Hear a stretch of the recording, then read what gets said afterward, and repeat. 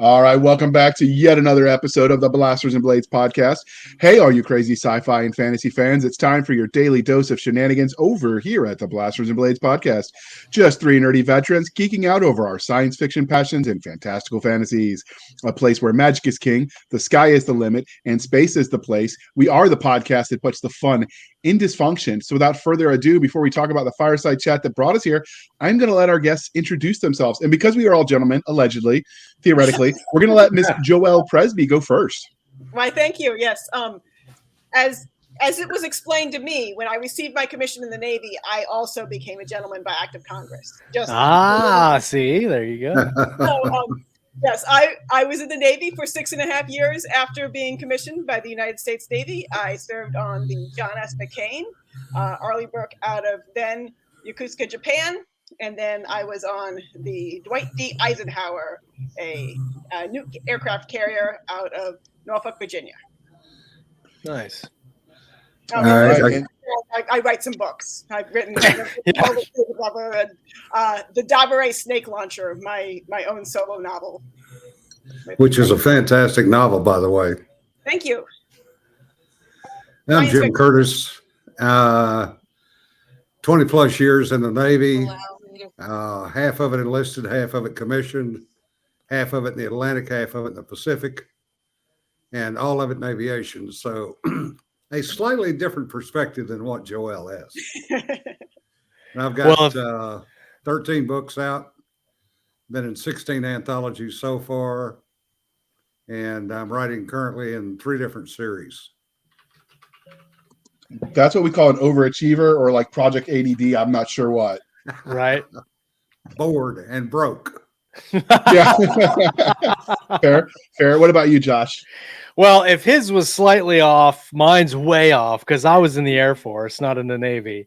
And I was stationed in Wyoming for all 6 years that I was in the Air Force. I never got to go any place. I worked nuke missiles for 6 years and then got out and did law enforcement for I'm still doing it, but full-time for about 12 years. And now I'm technically retired from there and I just write. So I've got 10 novels out, published, like 20 anthologies, I think. And I've got a couple in the pipe. Nice. And I love being on your show. Thanks for inviting me back. Well, you write Believable Space Navy, so I figured you were qualified. And so aside from being everybody's favorite lovable basic bitch Grunt, I was actually in my first MOS in the Army was watercraft operator. The Navy calls us bosun's mate, Sail Army, by the way. We actually at one point in time had more boats than the Navy because boat's a specific thing. After 9/11, the Navy decided that maybe we shouldn't have let John Kerry close all of our watercraft units. So they started re-standing up their riverine squadrons, buying, I don't know if they buy them or just take them, but they took most of the boats I trained on back into the Navy. And so I was technically qualified as a watercraft operator, bosun's mate. My stepdad spent 23 years in the Navy, enlisted as an engineman. So I had to get even and enlist as a bosun's mate. There's like that rivalry thing going on. And then I ended up shooting so good they sent me back to the infantry. But I did for a hot minute drive a boat around the harbor, so that counts for something, I guess. It does. It does. I mean, I drive a Tritoon. Counts. I mean, I don't shoot torpedoes off of it or nothing, but I can pull a mean tube. Well, now, do you like put an eye patch on and go "arr" every now and then just to realism? Sometimes I step on the front thing and I put my foot higher, so I do like the Captain Jack. Captain Morgan. Yeah, Captain Morgan. Yep. Clearly, you need to up your alcoholism game. That is not Navy quality right there. They would have known that. I don't do hard liquor when I'm driving a boat, for sure. So I actually, the funny thing was the Army was big, at least when I went through in the late 90s. They were really big on making sure you could get certified at everything. So the Army schools were not for watercraft operator, but the Navy's were. So I did my damage control school with the Navy. So the guy that was teaching that class when he was a senior chief was actually an E1 seaman under my stepdad. So I got no into crap for that one. That was an experience. Nice. And we got to play with the Buttercup, which was fun. Apparently, they took a PT boat and they put it in a pool, and you got to pretend that it was real and try not to let it sink. So did you guys do that when you were in? I don't know how much that was out. And I've done the Buttercup trainer several times. Yes. the funny thing, Josh, is they do it. You lose if it gets up to the neck of the shortest person in your unit and your damage control team. And so I got the twins assigned to me that were like 4'10", maybe, like whatever the bare minimum to enlist. That was them. So we got to their neck first. Yeah, so we lost every time on the time thing because I didn't cheat hard enough apparently. Nice. The hard thing is when you got to cheat, you have to know what the rules are. And so the Navy guys had a leg up on us because they'd all done it before. So they knew all the shortcuts. It was totally unfair, but that's life. Right. But anyway, now that we got our bona fides out of the way, the topic that brought us here is Christopher Denote, who's an Air Force type, and I were talking, and we realized one of the complaints we had was that people write combat in Navy fleet action and in ground combat in sci-fi. It's always so clean. And anybody who's even been camping knows you get dirty. And everyone's like, well, maybe it's clean in space, so that's different. And then I looked at all of the pictures of my stepdad in his Navy coveralls while he was working on engines, and not a single one of them were ever clean. Like there are grease stains everywhere. And so I started thinking, well, we're not doing a very good job of making that stuff believable. And hence the topic was born. And as I mentioned in the pre-show, I invited all of these people because they were either Navy or they write believable navies. So I thought it'd be a fun conversation for us to have. So we're going to start with, and you guys can all jump in any order. Like, what's the one thing that'll break it for you? Like, nope, this isn't real. And you'll stop reading a mil sci-fi book that involves space fleets. My first thing, and I've found this in multiple books, and usually I know within the first 2 pages whether or not I'm just going to throw the book across the room or keep reading. And that's if the ensign is either talking back to the captain or saying something like, I don't know, maybe we shouldn't do that. Like having that kind of interaction doesn't happen. It just doesn't happen. If the captain is telling you to do something, you're going to do it. You don't even really have to think about it. And that really goes for any military branch. If an officer is giving an order, unless that order is illegal or something, that the subordinates just carry it out. That's their job. That's their whole job. And when you have, I think a lot of people watch like either the new Star Trek, like the Chris Pine Star Trek, or even some of the newer like Star Trek Discovery or something like that, and they watch that interaction and they're like, oh yeah, we're gonna do that. But that's not really a space navy. That's not what you're looking for if you're going for a realistic space navy. And that'll throw me right out. Even if the tech is right, or the maneuvers or anything, even if it's everything else is spot on, you get that converse head dialogue wrong between the characters, I'm out. Yeah, definitely. Yeah. The character issues are always probably the first thing I go to also.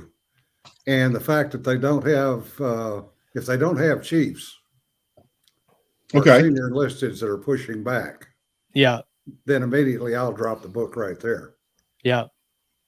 So I go ahead. The last thing is, if they're all getting along, that does yes. not happen. 100%. I don't think I have specific red lines that cause me to drop a book. Because for all of those cases, I kept thinking, well, actually, I saw that in real life in this case, or I saw that here. So if I'm enjoying the story for other reasons, because I've seen navies be really messed up in a lot of different ways, I will give the author a little bit more benefit of the doubt to see if, all right, is for example, the person who's being talked back to, are they you might need to cut this out. So in Destroyer Squadron out of Japan, the time that I was there, the ships were not filled with the amount of manning they're supposed to have, but there were still a number of people who sometimes need to be fired for cause. And when those people are officers, or people are in the senior chiefs or master chiefs, the destroyer squadron would still fire the people who needed to be fired, but they also need to be replaced. And the only way they could be replaced is if the destroyer squadron staff replaced those people. So that meant the destroyer squadron staff was filled with all the screw-ups, but they're still in charge. So I learned as an ensign that we never do what squadron tells us to do.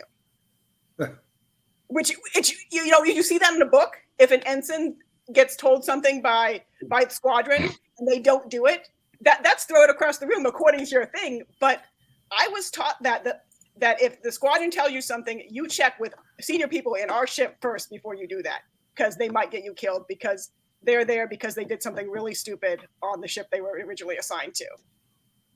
Well, see, no, that's an interesting dynamic that in the story to make sense to put that in there. Sure, I think, and I don't mean that you can't ever have conflict on the bridge of a ship, or even in the internal workings of a squadron, because I think having that conflict is necessary, especially to keep it engaging for the reader. I just mean the everyday kind of operations, or even going into a battle where you have stress levels that are going up. Of course, you're going to have some pushback, or maybe even the XO is second guessing. But if you're having like a helmsman suggest to the captain, that's probably not the best move, let's do that, especially in a running gun battle, that's probably not unrealistic. Unless you're going to have somebody's head explode in the next minute because for sure. Yeah, 100%. That's one of the things that got me, is if you see, and I saw an E4 who was quickly an E1 mouth off to the sergeant major of the Army when I was in Iraq at a USO tour, telling him that he enlisted in the, I won't say the state, but he enlisted in the National Guard because he would never have to deploy. They were just going to send him to college for free. And he was cussing out the sergeant major of the Army, who was very polite, very professional, smiled and like, I'd really like my staff to help you out. If you just give me your social security number and your name and rank, I will hook you up. And by hook him up, he means take him to the brig, and he filled sandbag for 3 months. And then he got to finish the tour he didn't want to be on in the beginning. And now he's just been longer at less pay. Right. So like, you can have like people mouthing off if there are natural consequences. Because if I had done that as an E1, my sergeants would have done a little bit of wall-to-wall counseling, 100%. And we would have fixed that. Like, that wouldn't have happened twice. Yeah. And so it can work if you have those chiefs that Jim mentioned earlier in the background, like grabbing someone by the scruff of their neck and be like, listen here, kid, that's not how we do this anymore. Right. So, and you've always got the stressors too, between, for example, on the ship, the black gang and the deck force and the operations people. Yeah. So you've got three distinct groups that are always pushing against each other. So can you explain what those terms are for people who don't know what the black gang is, and they jump in? That might be a little confusing for them. Yeah. Black gang is your engineering gang. Okay. They're called the black gang because they never see daylight. They're only down there. Then you've got the bosun's mates, commonly called deck apes, and they are not your smartest sailors by and large, and their job is to keep the ship up. So the black gang is inevitably covered in grease. So they come up to eat, or they come up to do whatever. They're tracking grease throughout the ship. Now the bosun's mates have got to go behind them and clean it up. And the engineers will, yes, go on. The third group is your operations and your bridge people. And they're the ones that never get their uniform dirty. They sit in the air-conditioned spaces. They monitor the systems. They do the hard jobs on the ship. And Joel, I know your boat. I've worked with it.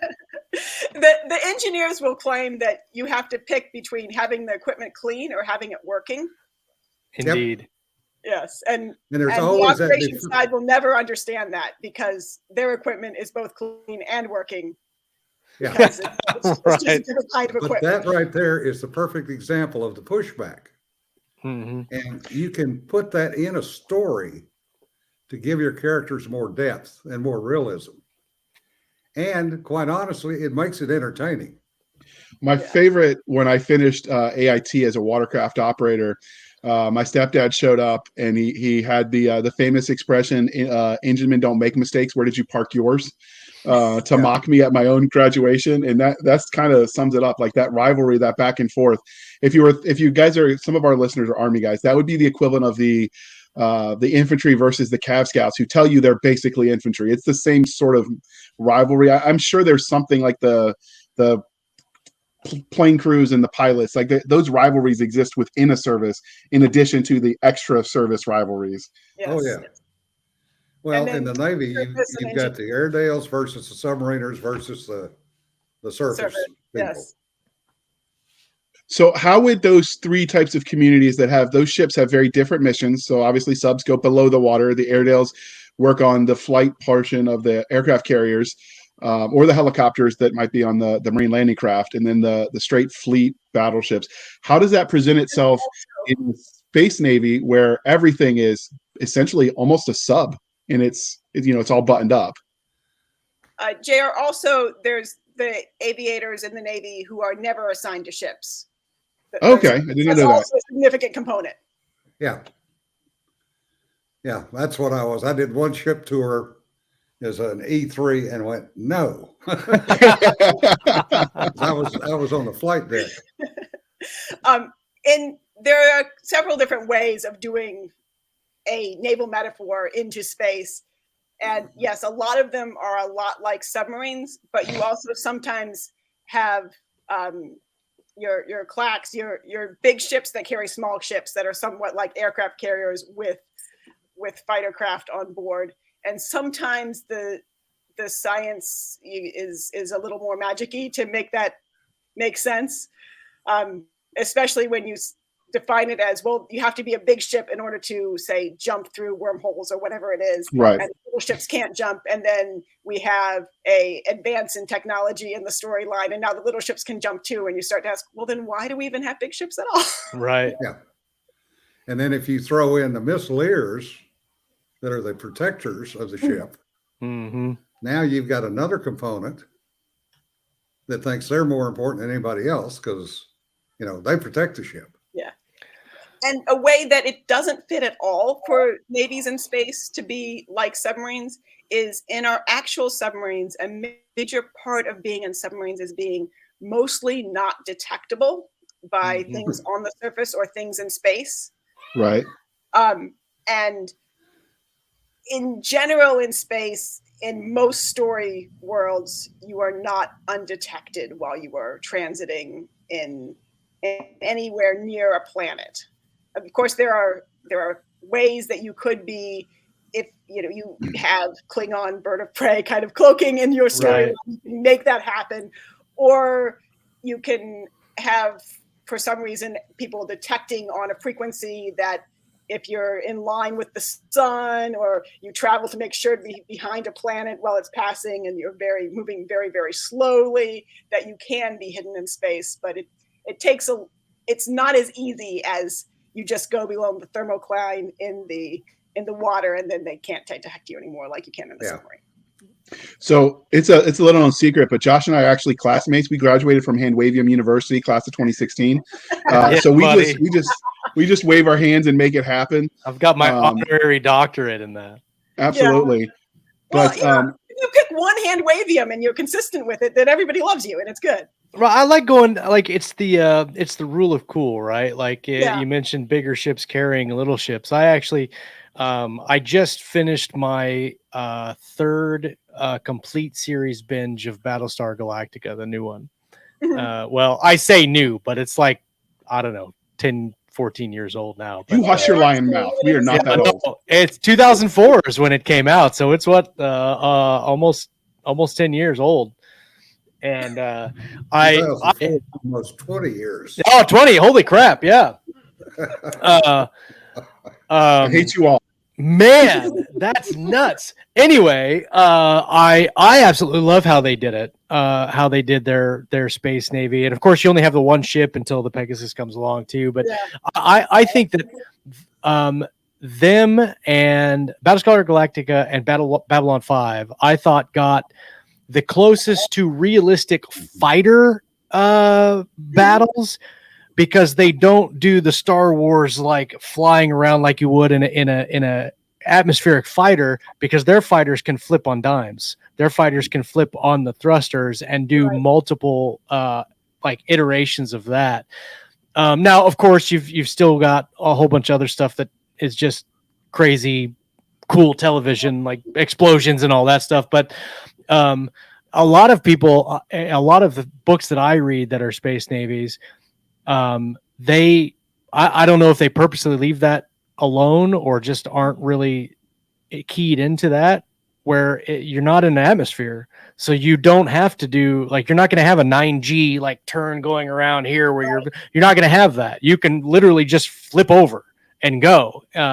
Like, there's still inertia and stuff, but when I do it, I try to keep it as small as possible, because it's really hard to have, like, I think David Weber is probably one of the biggest presenters of big battles that I've read. When you get into like the big fleet battles between Haven and Manticore in the original kind of like the first, 8-book string of Honor Harrington, and you've got those big battles. Those are massive. Well, then when they get bigger, when you get into like book 10 or 11, it's literally they launch 1 million missiles and then scene, because you can't do anything else with that. Like, there's not, like, when they got in with the CLAX and all that other stuff, and they were doing like kind of more fighter based. It wasn't really fighters, but kind of that base.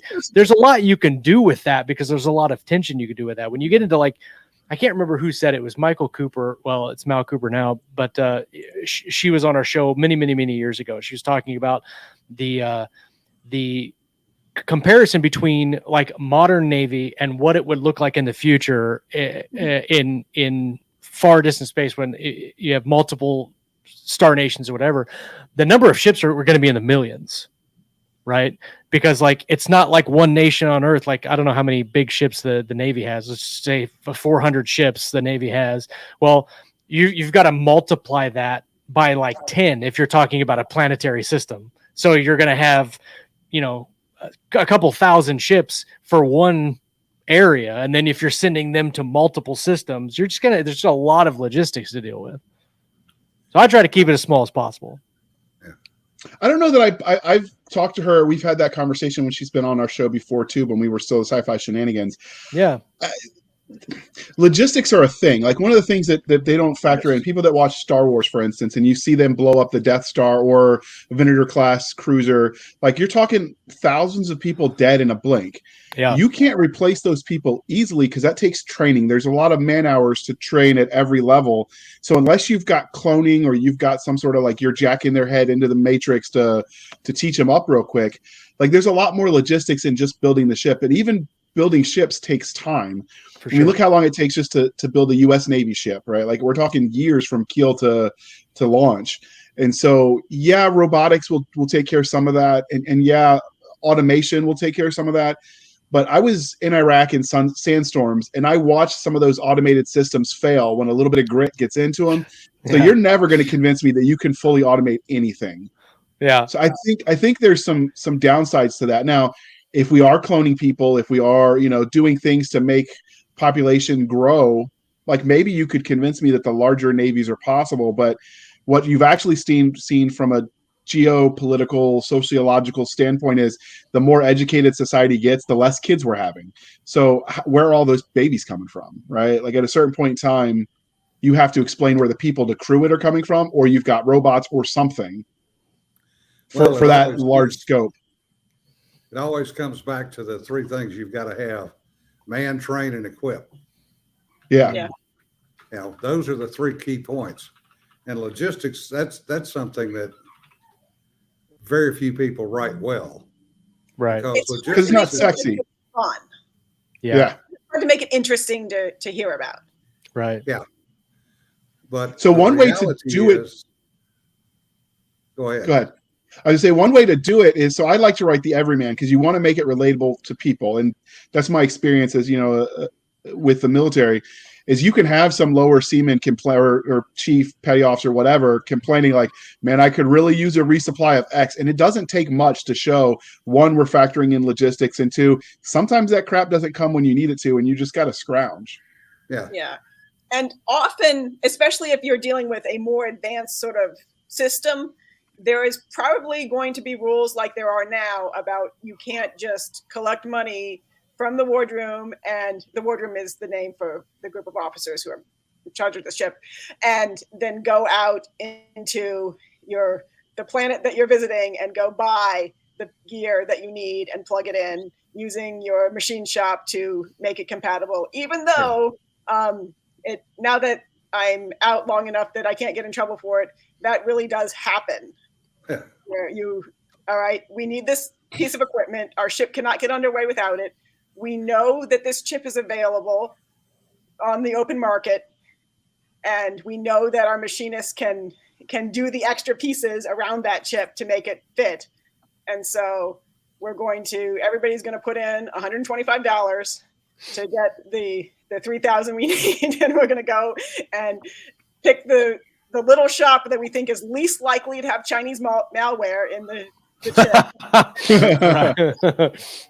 And so that we've done it right. So I actually did. So in the military, it's a big deal to go intra-service gear transfers. So we were picking up CBs and taking them escorting their equipment all over Iraq when I was there. And so we had sailors assigned to my gun trucks. It literally just sat there and rode, backseat, just so that way they could sign for the gear and it could stay in the Navy before we dropped them off. And one of the things they always taught me, aside from their expression, gear adrift is a gift. They showed me that certain things are, transcend specific service. So in the military, there's an expression, there's only one thief in the military. Everyone else is just taking their stuff back. And so that is one way to do it. But if you have if you start showing that, you have to realize at a certain point in time, somebody's going to be so without stuff that a functional warship it's dead in space. Yeah. And you have to factor in those with logistics.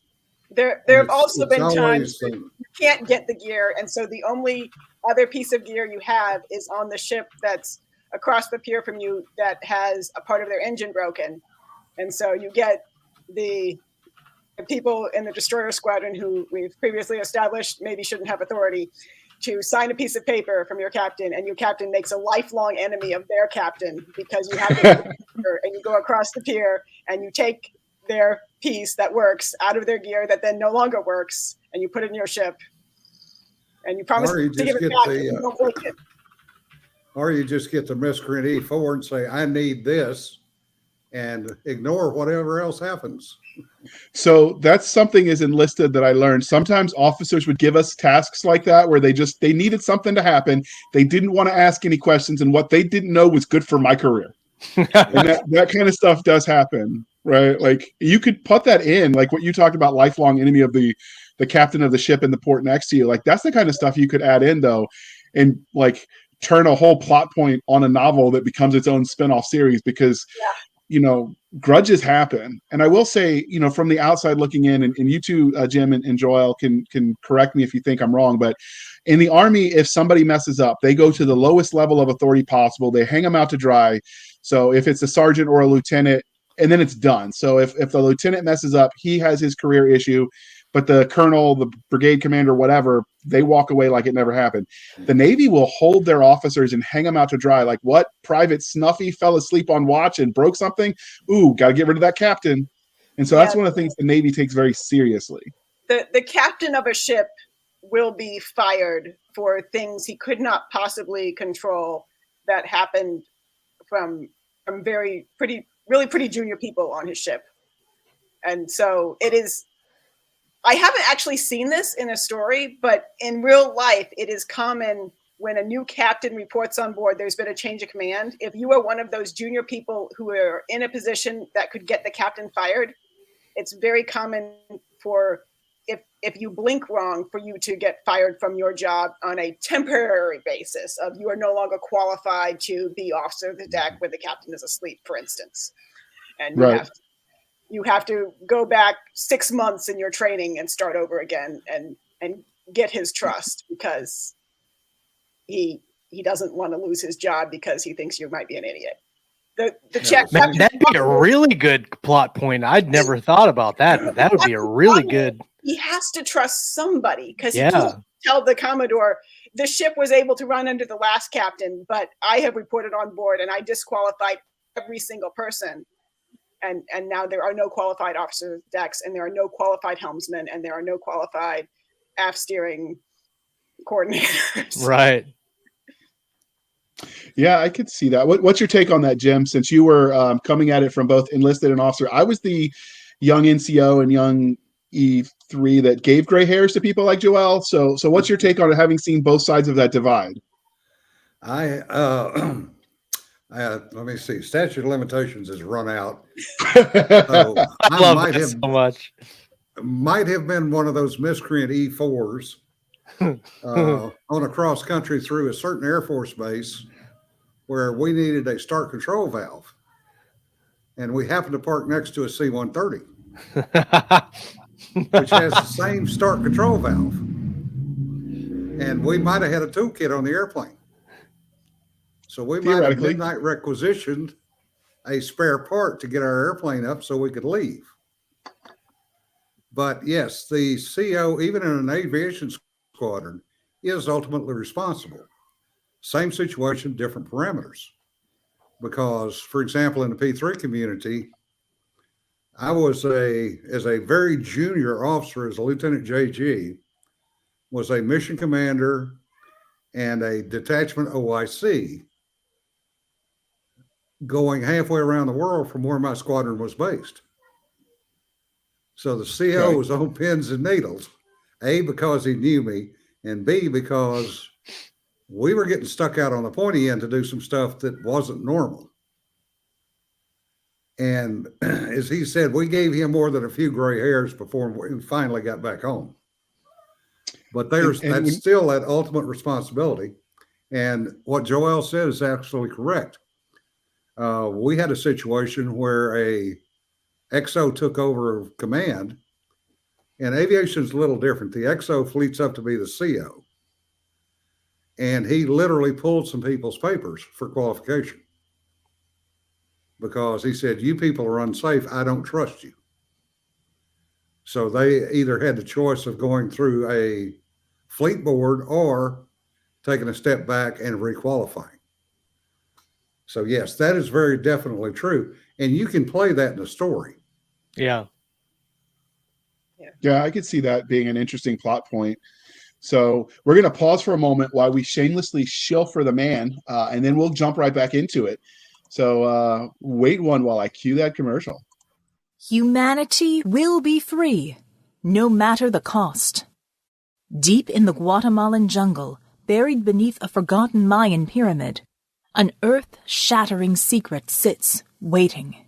Its discovery will rip apart the illusion that humanity is alone in the universe.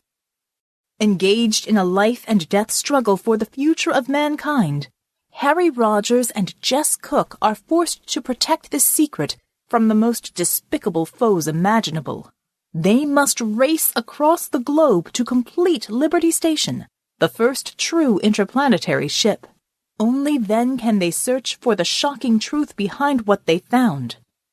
They have no room for error, because failure means death for them and subjugation for everyone else.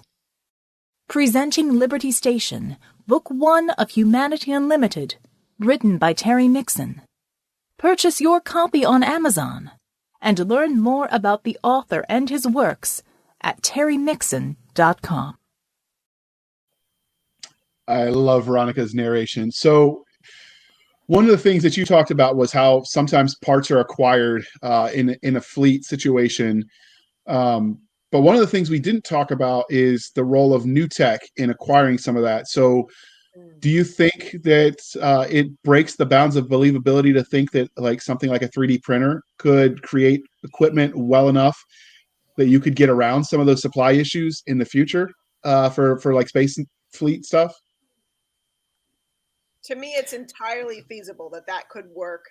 I would find it interesting as a reader if there were times when it didn't work, and if you put limitations on your printer, and so that you made that part of the, well, if we if we print this part, then we can't print the next part, and you're running out of key ingredients, and that being a consideration. Okay. I agree. As long as I mean, we're doing that now with 3D printing on small scale and on large scales with different production mediums and things like that. And I think if you're looking into technology, depending on what kind of technology base you're using for your story, whether it's got nanites or whatever else that you're using in your technology, it's definitely possible and even interesting to include that in your story. I would just caution not to go like full holo or like replicator, or like they do on Star Trek, where they just ask the computer to make what they need and they have it. I think that I mean, Star Trek was very at least the Next Generation, the original series, and kind of some of Deep Space Nine, but in their series not. Gene Roddenberry was very anti-conflict, and that was one of the rules that they had in the series, is they could not have that kind of conflict in the story, especially between the characters and different situations. It had to all be mostly external.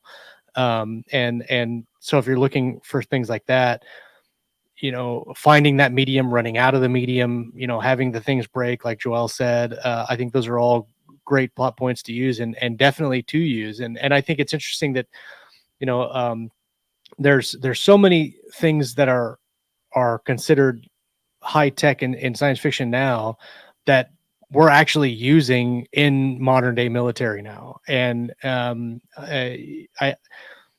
don't think this is a fault of authors right now, but I think a lot of authors are still kind of, for whatever reason, stuck in like the 1980s in the level of presentation that they're using to present their stories, and not taking into account the high level of technology that we're actually using in our modern day military, and extrapolating those technologies and going, okay, what else can we do? Like, I think a lot of people are getting away from, even touchscreens now in their science fiction. Like I use a lot of virtual holographics, optical holographics, where it's all implanted in the eyes.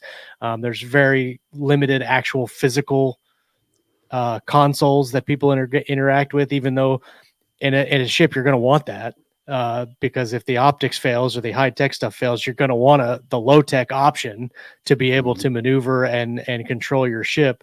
I think that there's so many opportunities to raise the tech level without making it too easy. It's like a lot of people now writing mysteries that are trying to set them in the 1990s because you don't have cell phones.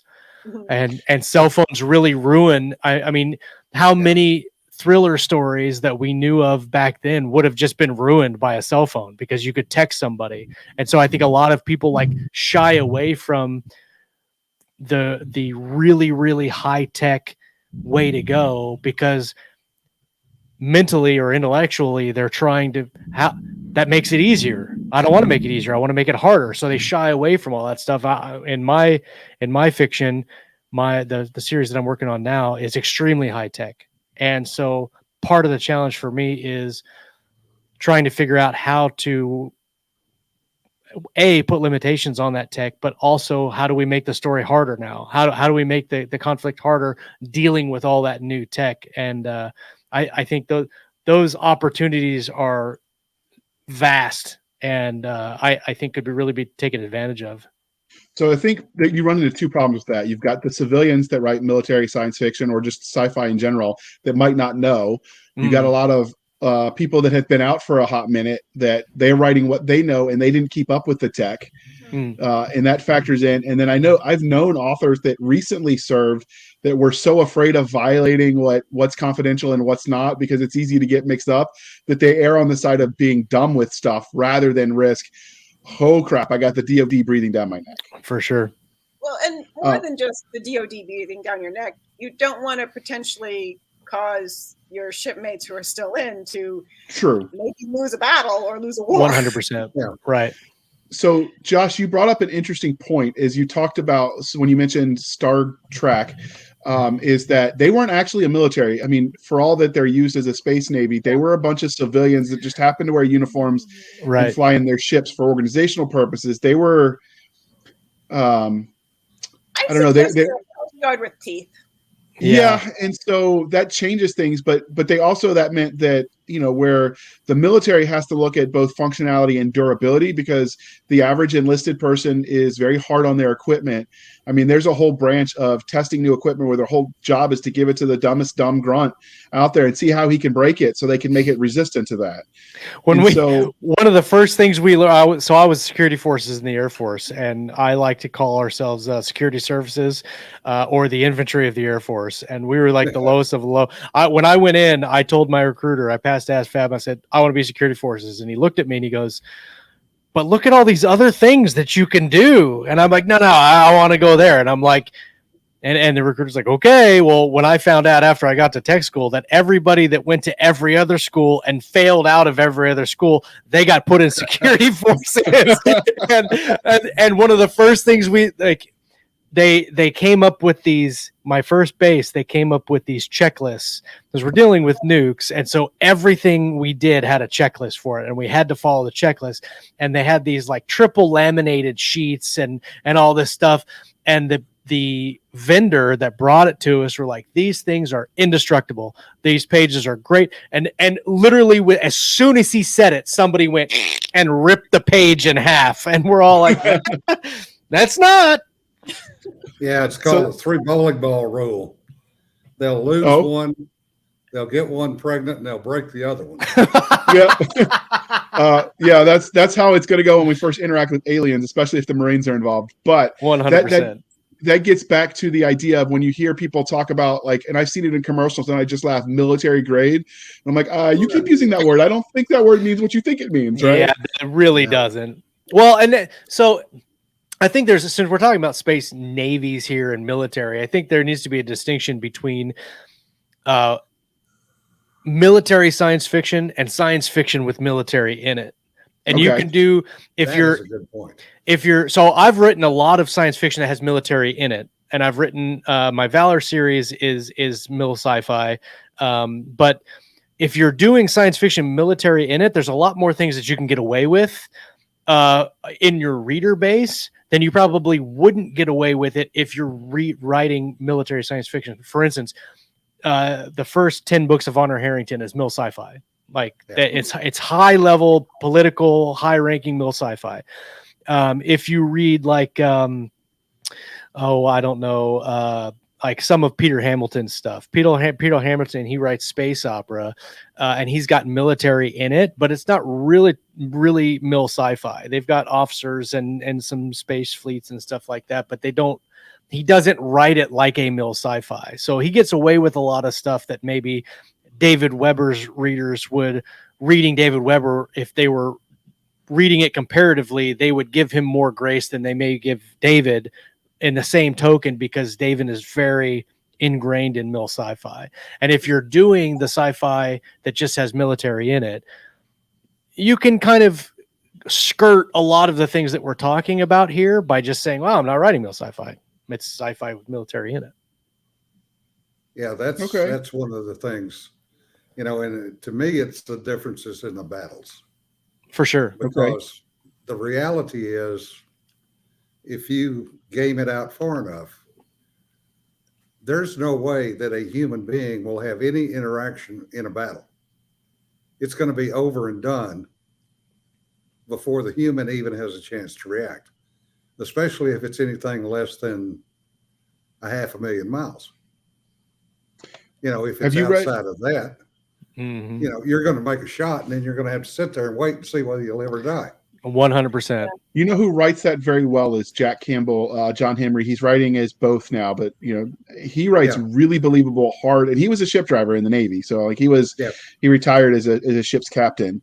And so that's one of the things that's hard to do and make it interesting. But that's where the interpersonal stuff to fill in those tense moments while, okay, we shot at them and they shot at us and who's going to die. That's where all of that factors in. But that's where you have to set the premise for all of that in the beginning. I think so you can sort of build that. You couldn't open a book like that without, you know, because the reader's not going to be invested yet with that style of mil sci-fi. So Well, I brought you here specifically, Jim, because of your Airedale experience. So I've long argued that military science fiction should be broken into 3, not 2 subcategories. We generically say, oh, Space Marines, Space Navy.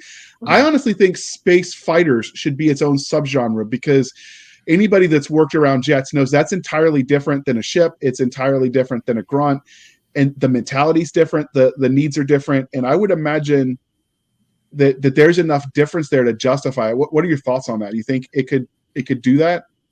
well, it goes back to what we were talking about earlier. The problem is to be agile enough to do what it needs to do. It's not going to have the legs. So it's going to have to depend on a carrier type ship to carry it. Right. Now,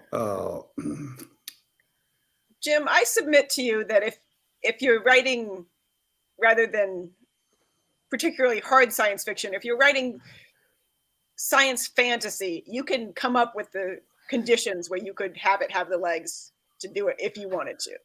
Yeah. yeah, I think you could. I won't disagree, but I couldn't write that. Yeah. It's not what would interest you. Okay. Yeah. Right. But the other thing is realistic maneuvers, because the one thing you're never going to do if you're in a fighter is go head to head with something that's going to shoot your ass down. Yeah. You're going to figure out some way to sneak around, get behind him, and shoot him in the ass. Yeah. And if Which you is really, that's the same between all the different kinds of militaries. We'd always prefer to be able to inflict damage on the enemy without them being able to shoot us back at all. For sure. yeah. But if you really think about it and you look at it from an Airedale perspective, these ships are always shielded. Well, what's the one Right. part you can't shield? The You engine can't and the shield aft. your drives. Right. So your objective as a fighter pilot has got to be get behind him and shoot him in the ass. Yeah. Now, how you do that is up to you. And that's one thing where you mentioned Dave Weber earlier, writing with a SEAL Axe. He kind of sort of went that way by putting them out on the periphery rather than keeping them front and center and trying to shoot the guy in the face. You know, if you want them to be a missile sump, yeah, fine. But how many people are you killing to be a missile sump? Right. You know, so I don't think you can necessarily get away with making it an entirely separate thing, but I would say you can definitely make it a component of a larger picture. I didn't mean standalone as in the fighters would need no support. I mean a standalone subgenre within the category for people that want to read, fighter jocks, watch Maverick in space and Goose in space instead of, over the ocean kind of thing. I think you can, like, it's just it's in the presentation, right? So if you're doing a fighter centric story, you just really have to nail that, like the claustrophobic nature of a cockpit, like being out, and Star Wars did it really well, even though Star Wars does a lot of things wrong. Like in the Empire Strikes Back, when they're in the asteroid field, like that's a great setting to have a kind of fighter battle, because it's not just open space where you're flying around. You've got a whole bunch of obstacles and stuff you've got to deal with in that kind of setting. I think you could do that. Like I said, Battlestar Galactica, I thought, did it really well. They did the standoff weapons for the capital ships. They did the fighter battles, even though it's kind of wonky sometimes. But like you said, Jim, it's a component of a greater whole. And I think that if you're going to focus on that, you could probably do some really cool stories with it. It's just how fantasy, like Joel said, how fantasy do you want it to be? Because honestly, it's what is entertaining, right? And there are some people that want to read high level state political moving, like the later half of the Honor Harrington books, where they get into the big, like, political, like the big logistic type stuff. Like, that is cool to some readers, but other readers want to be in the trenches too. And so if you can maneuver that, I think you'd be fine. Yeah, and with writing about fighters, there has to be an end to it fairly quickly, because how many times can you say get in a dogfight and describe a dogfight? Hmm. They're Yeah, they're going to be that quick. is true.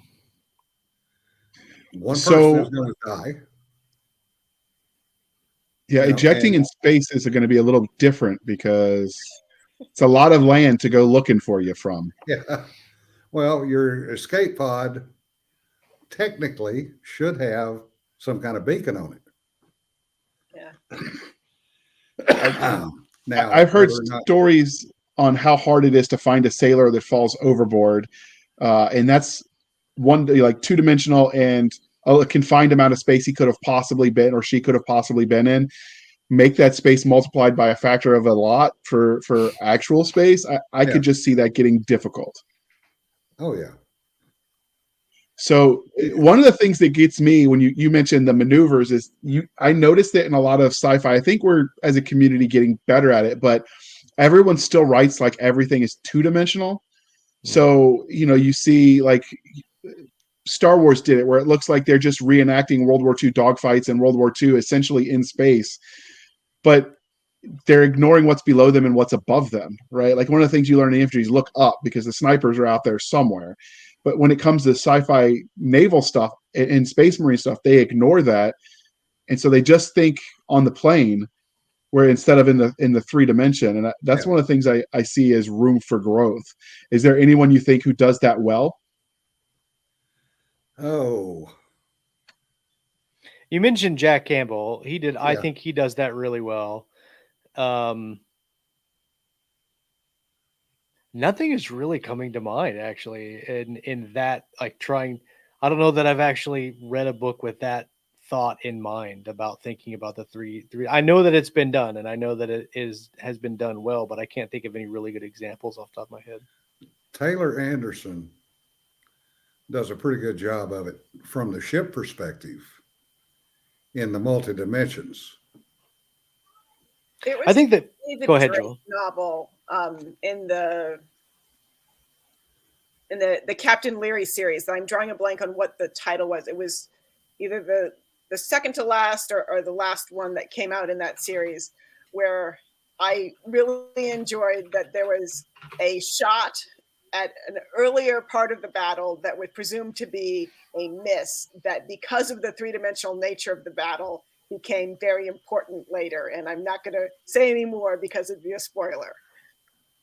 That's another thing that you it's funny you mentioned that. That's another thing that people get wrong about space is because, when you fire a bullet on the ground, gravity will actually affect it and eventually it's going to hit the dirt somewhere. And so it stops. And at a certain point in time, depending on the ballistics, it's a non-issue. In space, because, the laws of physics and such, if you fire a missile and you miss, it just keeps going. And so no one ever factors in like, oh, we just got randomly hit by a missile that was fired 100 years ago or Right. wherever. And- like no one ever factors that in that I've seen. Well, it'd be Torpedoes, affected by gravity. torpedoes in the Navy, well, in the ocean, in theory, continue on and would become a floating mine if you didn't have built-in electronics to have it shut down. So because of legal issues now, that's in theory not a problem, assuming the technology all works the way it's supposed to. But it's easy to say that in your story, either those legal issues don't cause people to fight kinder or gentler wars, or you don't set it to stop being a munition after 16 seconds or whatever the length is. Okay. Yeah, ask the folks out at Barking Sands about the torpedo that jumped out of the water after the helicopter. Mm-hmm. Oh, that would be interesting. So that's that was supposedly dead, and helicopter went in to scoop it up, and it came back to life and jumped out of the water after him. that could be an interesting story right there. So if you're listening, look it up and then write about it, and we want to read it. Yes. So that's just it, is you could have that self-destruct like you talk about with maybe a torpedo or a missile or whatever. But I mean, some of what happens in space are the rail guns, and those bullets, I mean, it's just you're throwing lead or whatever the composite material. Where's the self-destructibility on that? There is none. There is none. So you're still going to have potentially those, floating out there until they impact the gravity well of a planet, in which case, let's hope it gets destroyed on insertion. There are some planets that don't have the atmosphere to do that. And then you just hope it doesn't puncture someone's domed city.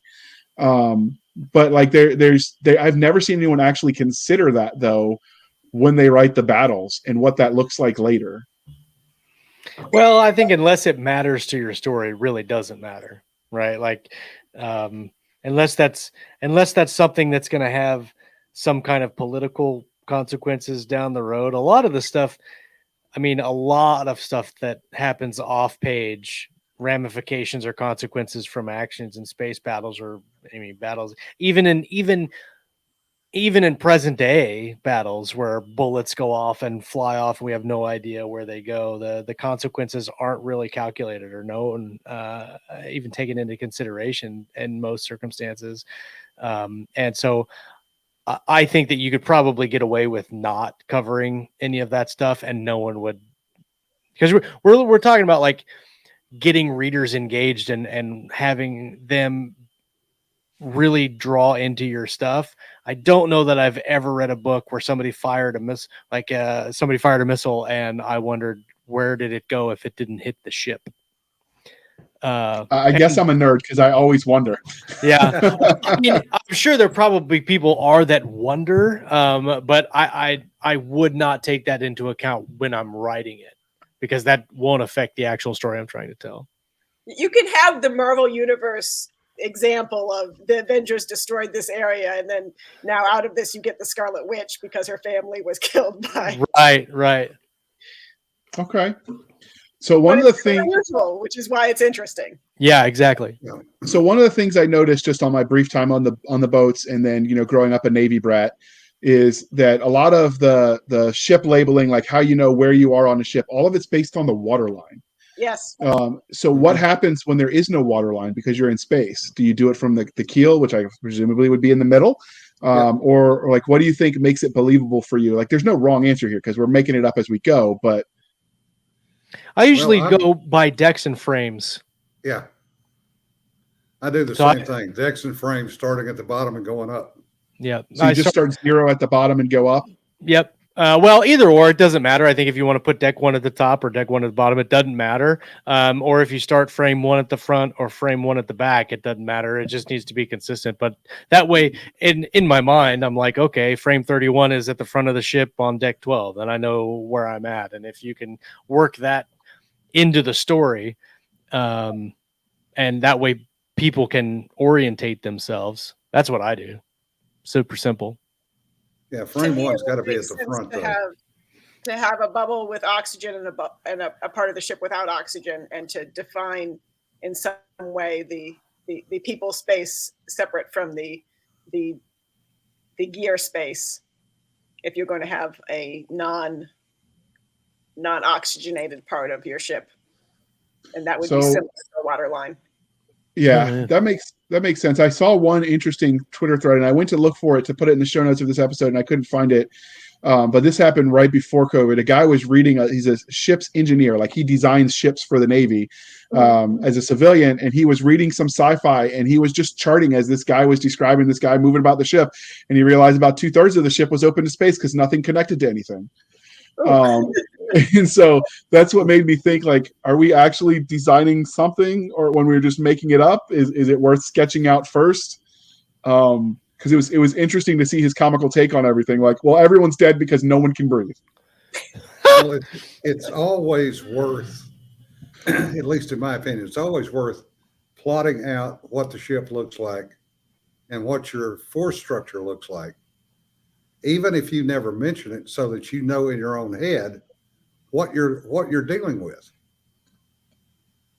Yeah, I agree. But sometimes I do the opposite though, and I only map out what I need for a certain thing that I'm doing. I used to develop in my first foray. Like, I think I was like 18, 19 years old. I'm writing this Space Navy book, and I had all the classes of ships and all the personnel that they had on them and all the weapons and all that. And I quickly found out that you do so much of that and all of it becomes noise because you're never going to use it. It's all extraneous information. You don't need it.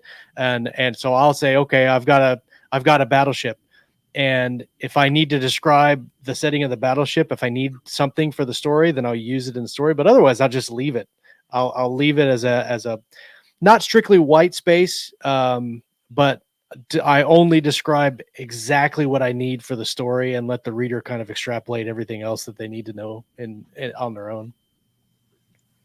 Yeah, I agree with that. But I do it just so I know in my mind, so I don't have to keep going back to the previous book for to figure sure out what the hell I said. Yeah. Oh yeah, I hate, and that's why I leave a lot of it out. And then if I put it in, then I'll copy and paste it into my planning document, and I go, "Have I described this yet?" And I'll go check and see. And I'm like, "Okay, cool, I got it right here." What about you, Joelle? When I'm organized, I'll have as my source document the stuff I've decided this is how it works and have highlighted, and this I've actually put in print so that I know if I have a better idea which things I can change and which things, if I'm going to change them, I need to explain why it is I said something before that wasn't that. Right. Oh yeah. So what I tend to do is I will write out the list of, if I'm, world building my own, new universe, I will write out the lists, like how I'm going to organize the Navy by ship type. I don't go into like all the different, like, oh, this class or that class within a destroyer family, but generically how I have it, a generic like organizational structure. And then I only fill it in as I need it. Cause I realized when I wrote my first series, I like had the whole regiment planned out down to Joe Snuffy on private squad, whatever. And then I would, like, as people die, I'm like crossing it off and moving people up. So like I had whole stories of career arcs of people that I never wrote about. Like, man, I wasted a lot of time doing that. I could have written 2 more books in that time. So now I have an empty TOE and I only put in as I talk about someone. So that way I know I can go back. Yeah. Because you can overdo it to the point where, like, well, would I be better served like just writing the novel at that point? Well, and I think a lot of times, like we mentioned logistics a little earlier, but I think a lot of times newer writers can kind of get carried away with the logistics and then forget about the story. And then they're writing a whole bunch of logistics that they think they need in their head for them to make it work. And then they think because they need it in their head to make it work, the reader needs it in their head to make it work. And 98% of the time that's incorrect. 98% of the time the reader doesn't care. They really just care about the story. And if you're presenting that in a way that makes sense, even if you're missing some things here and there, it's way more effective for you as a writer to just focus on the story and not the logistics. So speaking of the logistics, this is something we didn't talk about, is uniforms and rank structure. So do you like it when people just recreate what we do in the modern, basically American Western centric navies and then rock it out? Or do you prefer when they make up their own widgets and call everything by a new weird name? I think it needs to be quickly understandable. Yes. And so if you're going to steal the Turkish rank structure where you are commander of hundreds and commander of 50s, that is really clear, even to somebody who's not familiar at all with the military. And actually, it's in some ways more clear than a colonel and an army captain and so forth. Mm-hmm. But if you're coming up with brand new names, I don't usually like brand new names for titles that made up words. Okay. The only time I come up with new names, and I've only done it, well, and it wasn't even new. It was just I was using like a combination of like French and German ranks, where I can't even think of any example of it. But you German narrator. What's that? You hated your narrator, clearly. Well, I was coming up with like in the German military, they have I can't think of a specific example, but if they have a captain, there's a prefix or a suffix that goes on before the captain. If you have an uber captain and an under captain, that to me is not made up. But if you have if you have the blues and the reds and the greens, and we're supposed to memorize that a red is in charge of 20 blues and a blue is in charge of 10 okay. greens. That to me is maybe alien, and so might be desirable for something that's going to be in the story for a short time.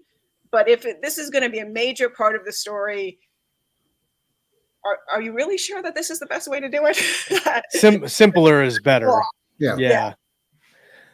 I like the one. There's an alien rank structure that Peter F. Hamilton did in I believe it was his Salvation series, and he had an alien civilization that was based on fives. They were called quints, and they were connected.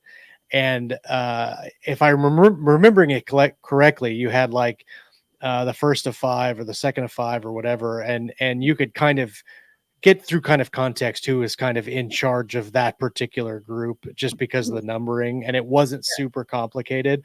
But I think if you're writing a human navy, whichever demographic or nationality kind of backdrop you want to paint on it, simpler is better. Everybody knows what a captain is in the military. I think the only maybe confusion is if you go from like the captain of a ship to like an army captain or a marine captain who's the name is the same, but it's definitely not the same O rank. Like that gives some confusion there. The captain of the ship is actually a commander a lot of times. 100%, or a lieutenant commander or something like that, right? And so like you could get, I mean, you could already create confusion with that. So I think just simpler is better, because honestly, the reader, my personal opinion is the reader doesn't care about that. As long as they can understand this person is in charge, the easiest way to say that is captain or admiral, do that. Yeah. If I'm going to make something up, chances are I actually will just pull archaic titles that we don't use anymore. So like Cornet is an old cavalry title but it sounds cool and it's got the gravitas. And if someone actually Googles it, something comes up. Understand that it's military rank. Right.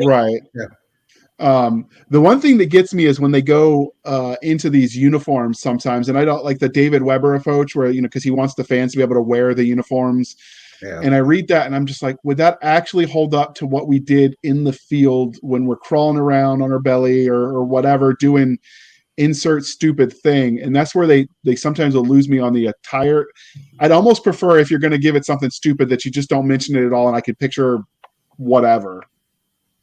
Do you guys have a preference as both a writer and a reader?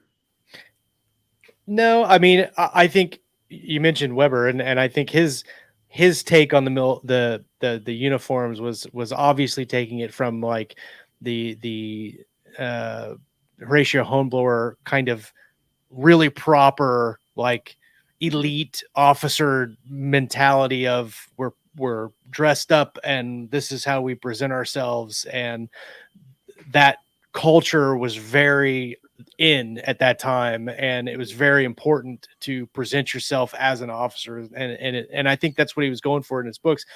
And if that's what you're writing, cool, like go for it. I like to go with like jumpsuits, like very very like comfortable wearing jumpsuits, or even if you're gonna put colors on them like Star Trek did for like gold for engineering or whatever, like just make it like, again, simple. Like don't go, if they're black jumpsuits with gold trim, they're black jumpsuits gold trim, and everybody can see that and understand what it is.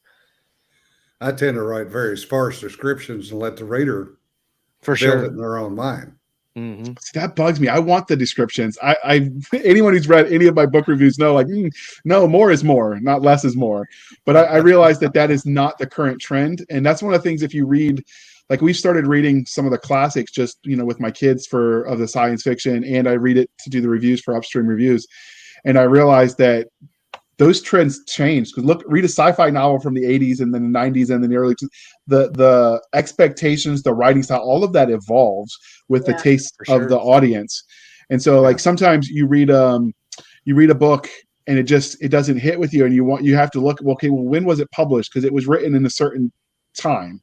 Mm-hmm. And I give you an example. It's anybody who's read Team Yankee by who was it who did it? Harold Coyle wrote Team Yankee. He was an actual tank officer in the Cold War, and he wrote that, I think, in the 90s.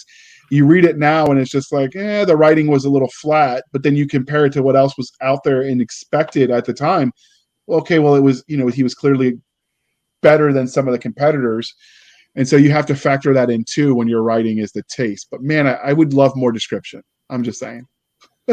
Yeah. What about you, Joelle?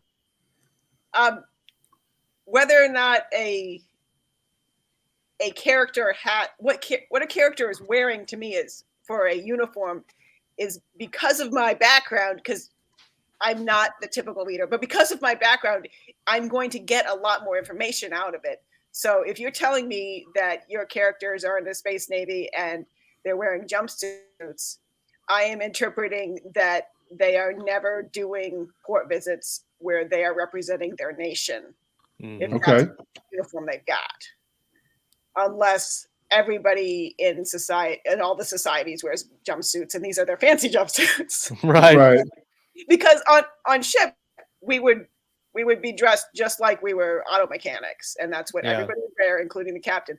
But as soon as we are within sight of land, all the officers are changing into these white ice cream uniforms with a lot of ribbons that are going to get really dirty if we go anywhere near the engineering spaces, and we try not to touch anything because we're going to be standing and we're going to be meeting the mayor and we are representing the United States of America. And meanwhile, the chiefs are down there probably still in their jumpsuits, even though technically they're also supposed to be in the whites and they're keeping the ship. I have to say, I really like Navy whites. Everybody talks about the Marine dress uniform, which is great, but I love Navy white. I'm sure the people wearing them hate them. I know I didn't like wearing my dress blues when I was in the Air Force, but I think the Navy whites look so clean. You never had to wear them. Trust me. Never had to wear it, but they do look clean. And choker whites were even worse. Them. Yeah, I felt that the dress blues, the winter uniform, was a lot more attractive. Oh, okay. I had to wear them when I was at the military school, and so the whites are uncomfortable. And to make them look good, you have to starch them, and then starch gets really hot and it wilts if you're in the right temperature. It could be a miserable uniform all told. Yellow. Yes. Yeah. Oh yeah. But they do look impressive. I will give you that. So one of the tricks that we used to use was never put on our jumper pants until we got to wherever the inspection was. So we were actually standing in the parking lot, turning our pants inside out and putting them on. Yeah. And then walking to wherever we were going to be inspected and never sitting down. Yep. Oh yeah. We don't sit down in whites. Right. Yeah. I used to the cleanest thing. It's not the cleanest, but the most particular I've been about my uniform when I was in is the first. So we had guard mount, and we would do basically your first day on flight or your first day out in the field. We would go out for 3 days and then come back. So you had your guard mount uniform, and then you had all the rest of the uniforms. And my guard mount uniform, I would starch, and you couldn't pin your arm, and it was the old BDU, so it's not the digital ones or the multicams. Yeah. It was the old ones that they said don't starch, but everybody just dipped them in starch, and then you had a wing instead of an arm. You had a wing because the things were stuck together like this, and you were flammable. And you were absolutely flammable, and it was all when you're walking around. And as soon as you're done with guard mount, you take it off, you pass your inspection, and you put in your wrinkled one that you just pulled out of the laundry. Yeah. Back to what you said, Joelle, is the uniform, like if you take the time to describe it, and you don't have to go too crazy to anime level of descriptions, but if you describe the uniform, then how they wear the uniform can tell you a lot about the person inside of it. You know, like is his uniform put together? Maybe he's one of the top troops and he's a conscientious. Maybe he's the butt kisser because he's the only one whose uniform is showing off. You can use it as a descriptor of the character of the person inside of the uniform. Yeah. And I mean, I was agreeing with all this stuff about the inspections and about you don't sit down in whites and all that.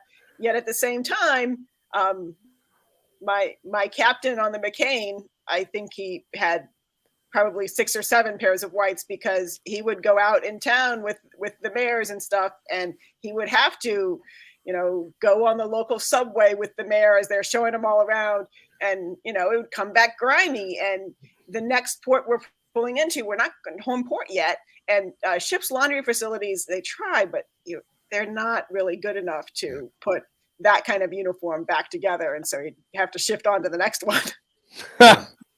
Yeah, I can see that. And then, so that's the other thing is factoring in, I think, just those little those little details.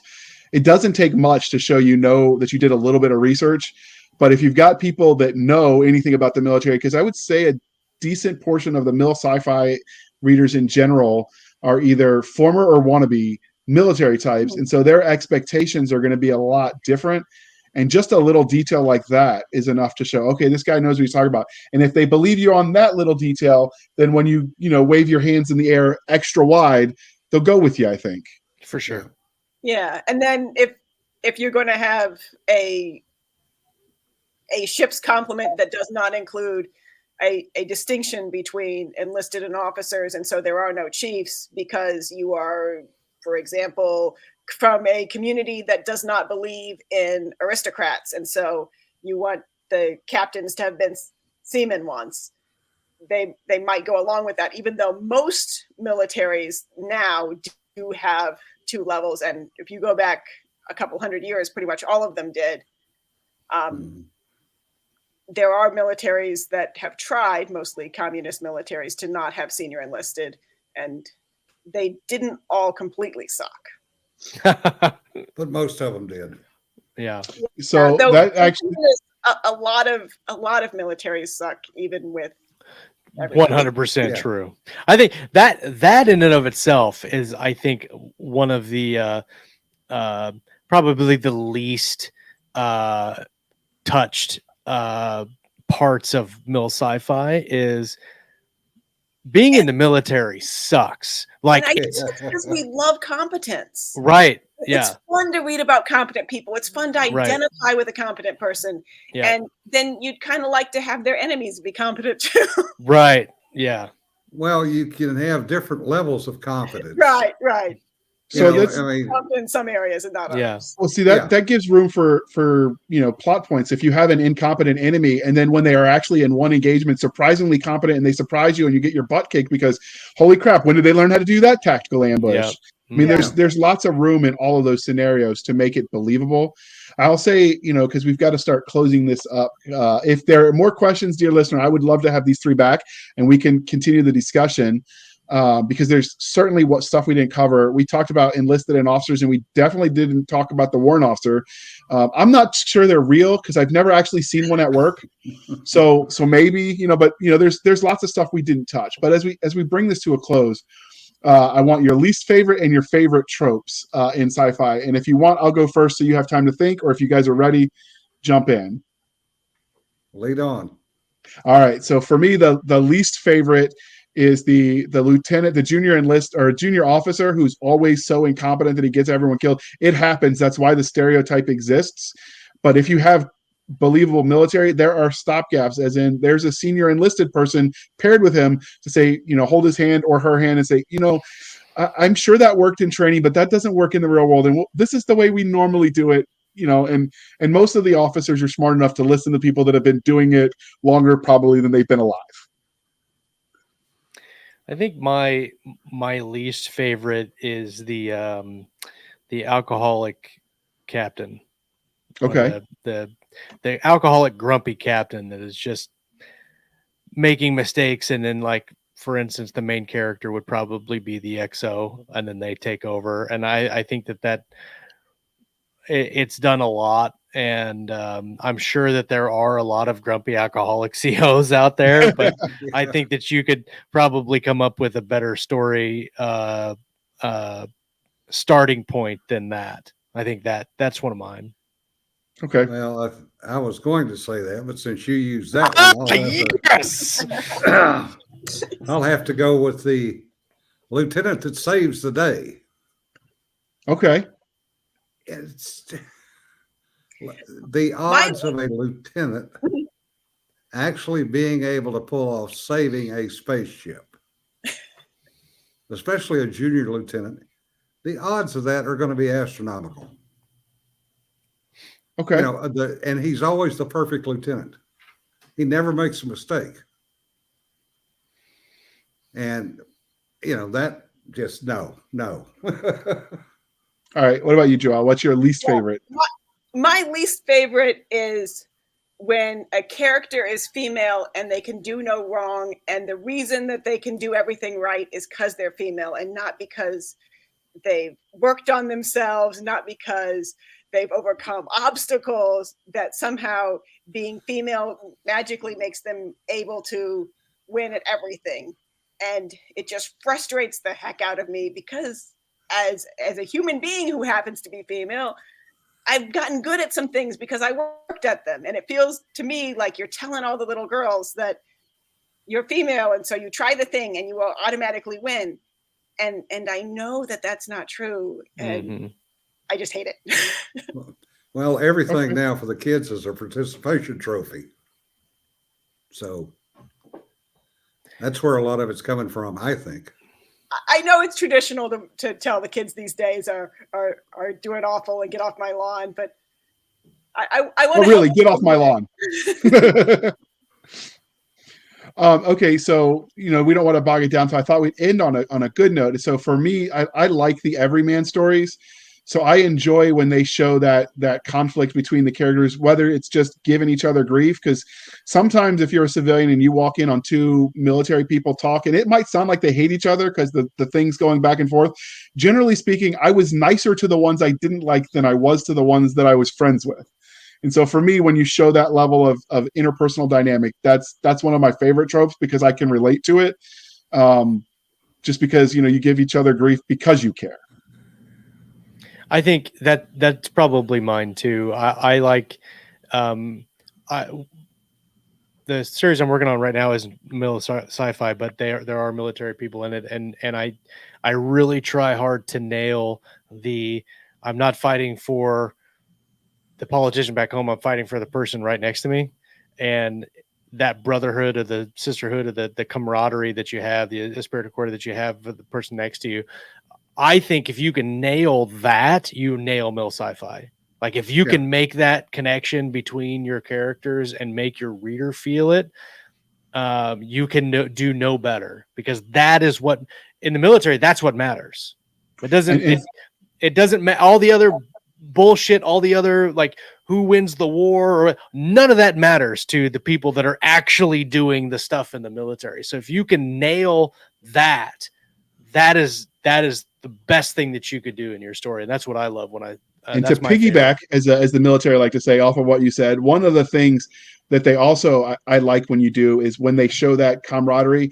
There's an old Army cadence: if I die on the Chinese front, bury me with a Chinese grunt. And the sentiment behind that, and insert whatever geopolitical organization we have tension with at the time, the sentiment behind that is, as a general rule, the average rank and file enlisted person in the Army, in the Air Force, in the Navy has more in common with their peer in the other service than they do with the officers that might be leading them or the politicians back home. Yeah. So like the average grunt, like my grandfather was a World War II vet, and he was fought on the German front. And that's one of the things he told me. He had more in common with the average Wehrmacht soldier than he did with, whoever was sitting back at, the Pentagon or whatever. And I think that's the thing that's forgotten, because it's easy to say, well, we have to hate the bad guy. Okay, but the average soldier is doing the same thing. He's either defending his home, or he was told if you don't enlist, we kill your family. Yeah. And so like, I like it when they show that too. The brotherhood of the fighter, the warrior, instead of just internally. Yeah. But all right, Jim and Joelle, you get to weigh in and bring us home. Joelle, go ahead. All right. My favorite trope is probably going to sound a little bit like Jim's least favorite trope. My favorite is when you've got a small group of survivors who have to perform at a level above what they were trained to be, and somehow together they make the destroyed ship able to protect the space station, or the surviving lieutenant colonel does a general's job, or whatever it is, with this not handpicked, but just the survivors of whoever's left. Rising to the occasion. I like that. Rising to the occasion, yeah. And I'll have to go with what both of you guys said, which is the everyman. And I can give an actual example of that. back when we had the COVID idiocy and everybody had to get shots, Mhm. the VA was giving shots, and they would shuffle us through, and then we had to go sit for a half an hour to see if anybody's going to fall over dead. Well, there were about 40 of us shoved in this room, and we had every service represented. So naturally, people started going back and forth, and it got rather loud. And the poor little nurse that they had in there literally got up and ran out of the room. About 5 minutes later, the doctor comes in and goes, "What in the F are you people doing?" We're going, "We're just talking." He says, "The nurse said y'all were getting ready to kill each other in here."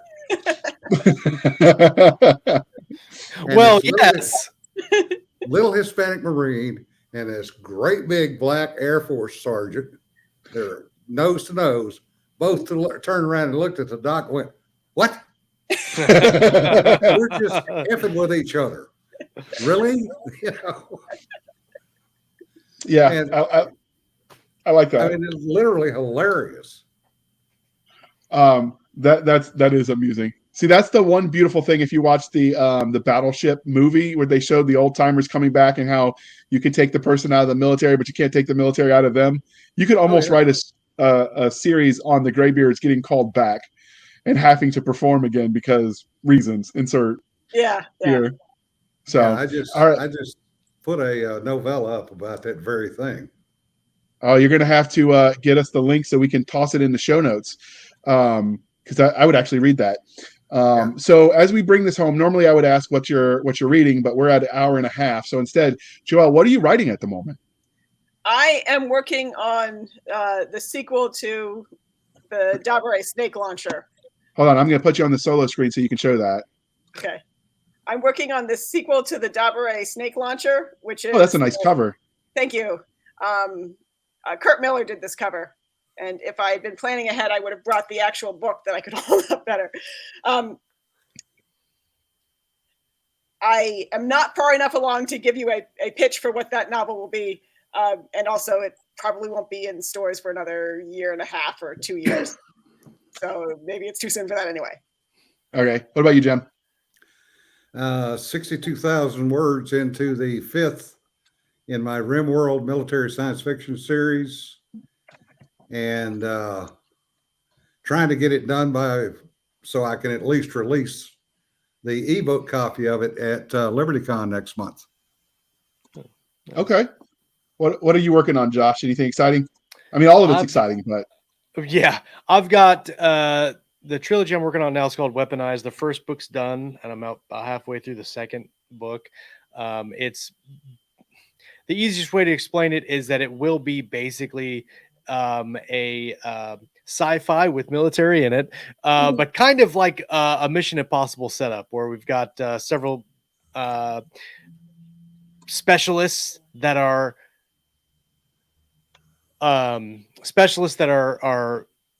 good at doing different things: a soldier, a spy, a hacker, and they have to work together and solve like the mission of the day or whatever it is. And there's a big kind of overarching story that spans the trilogy.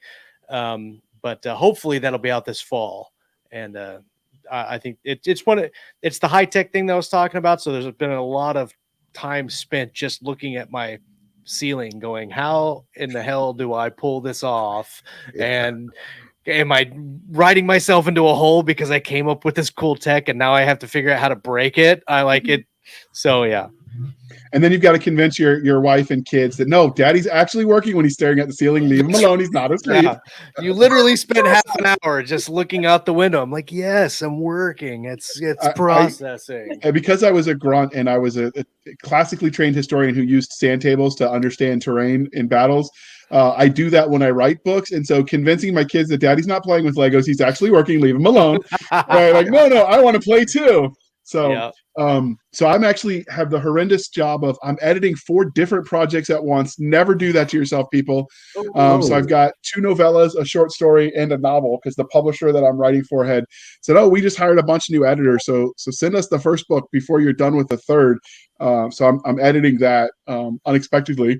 And then I am writing book 2 of my Cursed Brigade series with James Ward, which is Modern Strikers. You've heard me talk about it, people, but Modern Striker unit gets sucked in Fantasy Egypt, and then the chaos ensues. And so we are about 40,000 words into book 2. And so we're about, I guess, a third of the way through where we want it to be. And we've outlined the 3rd and the 4th. So keep on keeping on. Very cool. All right, Joelle, how can our listeners stalk you on the wild, wild interwebs if they so desire? I am very creative. My website is joellepresby.com. And how did you ever come up with that? I know. I guess I'm a genius at names. I use my own name. Well done. And also Joelle Presby on Twitter, Joelle Presby on Facebook, and all the things. And I will have all that linked in the show notes. What about you, Jim? Oldnfo.org is my blog. I've been doing that for way too many years. That's the primary way to get in touch with me. I do have a YouTube channel, OLDNFO. And I'm on Twitter also as Old NFO. Don't do much on that. What is NFO? Naval Flight Officer. Okay. All right. And what about you, Josh? How can they find you on the wild, wild interwebs?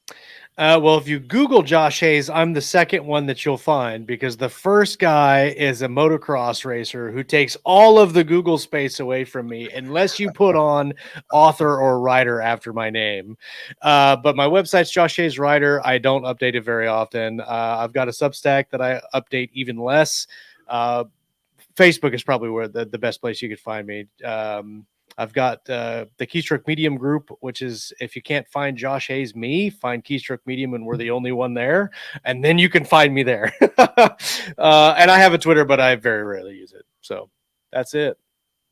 All right. And you can find us, dear listener, over on Twitter at twitter.com/SF_fantasy_show, Sierra Foxtrot _fantasy_show. You can email us at blastersandbladespodcast@gmail.com. Again, blastersandbladespodcast@gmail.com. I promise we do answer, so send all the hate mail.